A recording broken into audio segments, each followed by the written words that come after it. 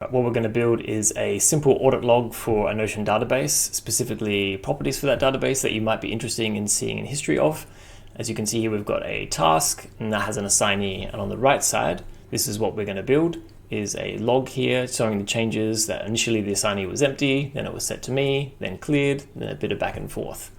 That's what we're going to build. It's not going to take a few moments. And the history, if you wanted to do that in Notion without this feature, this custom build, you'd be going into updates and look here, and it's just not as clear. So this is a good way to track specific properties you're interested in and have them very prominent in your task database or any other database. So let's get into it. First thing we need to do is to create a second database. So I'm just going to create an inline database now. It's a new one. We'll call it my tasks log. And what we need, so we need a name field and we also need a relation.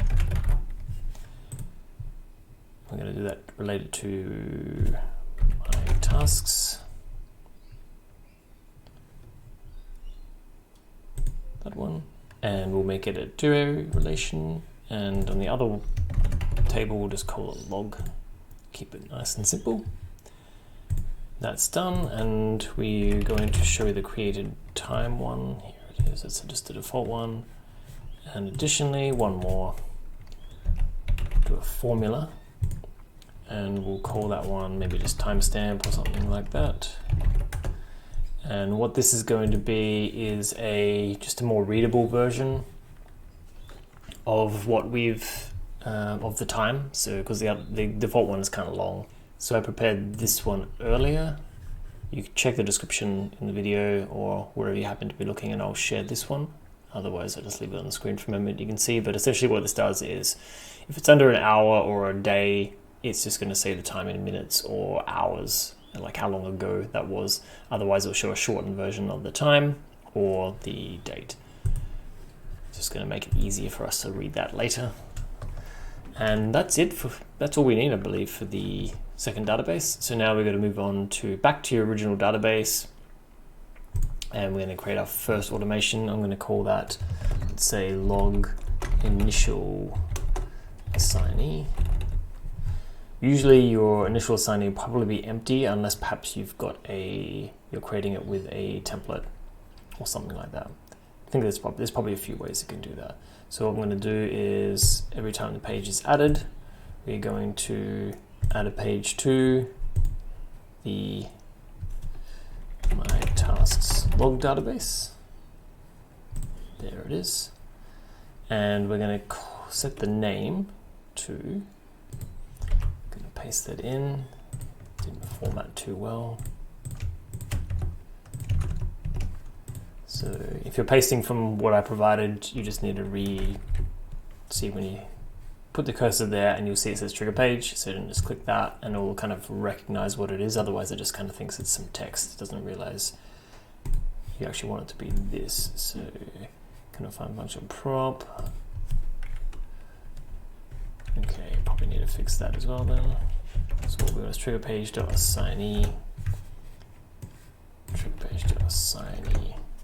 There we go. So what this is going to do is if the assignee is empty, it's just going to say the assignee was initially empty. Otherwise, it's going to say assignee is set to and then the assignee's name. And you'll note here, we've got this mapping part here. That's because if you omit that, it will just list the assignees and it will tag them as well. And therefore, every time you create a log and the assignee is changed, not only will that person get a notification because they've been assigned to the task, but they're going to get a notification because the log also has their name in it, and we probably don't think we want that. So that's why we're just using this map. So it's just going to print the name and some text. It's not going to do a kind of the @ tag. You could also use the email as well. And now we also, I think, we need to assign the relation. So my tasks is going to be set to the page we're triggering. And that's it. Now we're going to duplicate that. You'll see they both have the exact same name. They're identical, so you don't even know which one you just created. So you just pick any one. Then we're going to say log the changed or updated, maybe is better.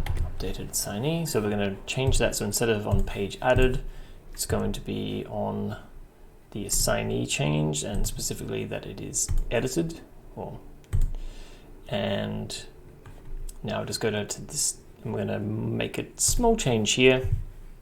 So instead of assigning initially empty, it would be, if it's now empty, it would be assignee was cleared. And the rest stays the same.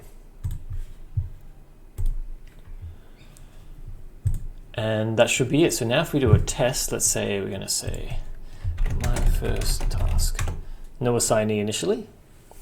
We should see down in my task log in a moment, it appears. There we go. It's got the relation, it's got the created time 0 minutes ago, and it says the assignee was initially empty. So if we set that now, assign it to myself. In a few moments, we should see that appear. And then I might already get ahead of it. Yes, and say clear that. And you might want to do something like hide this. There we go. So we got assignee cleared, assignee set to me, and assignee initially empty. Oh, I think it's around the wrong way. Interesting. I think that's, what if we do sort by created time ascending. Yeah, initially, okay, that's the right order then. So they just appeared in the wrong order for a sec. So you got assignee initially empty, assignee set match short, and assignee cleared.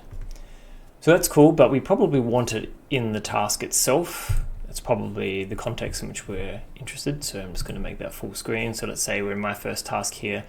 You can kind of see it here, but it's not very nice, and you don't see the timestamps either. And you probably, it might be something information you sometimes want, but not always. So let's move it out of there. We're going to go to customize layout. We'll go to add panel, and we'll select the log relation here.